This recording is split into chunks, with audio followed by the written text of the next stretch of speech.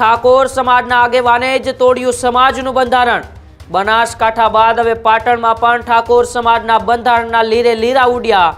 કોરડા ગામે ઠાકોર સમાજના આગેવાને જ સમાજનું બંધારણ તોડ્યું। કોરડા ગામના સરપંચના લગ્ન પ્રસંગે જ સમાજના એ બંધારણ જે બનાવવામાં આવ્યું છે બંધારણ તોડવામાં આવ્યું છે।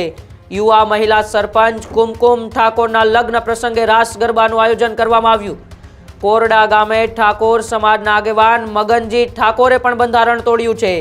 લગ્ન પ્રસંગે ડીજે અને રાસ ગરબાનો પ્રતિબંધ એ બંધારણમાં હોવા છતાં આયોજન કરવામાં આવ્યું છે।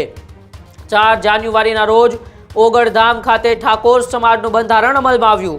16 જેટલા મુદ્દાઓ ગેનીબેન ઠાકોર સહિતના અલ્પેશ ઠાકોર સહિતના કેટલાય એવા ઠાકોર સમાજના આગેવાનોએ રાખ્યા અને બંધારણમાં ઉલ્લેખ પણ કરવામાં આવ્યો કે જે પણ આ સમાજનું બંધારણ તોડશે તેમને સમાજમાંથી બહિષ્કાર કરવામાં આવશે।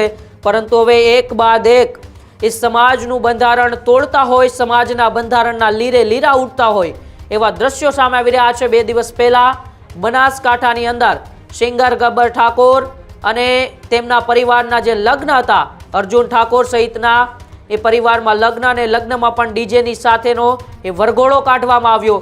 ત્યારબાદ ઠાકોર સમાજમાં ઉગ્ર આક્રોશ જોવા મળ્યો।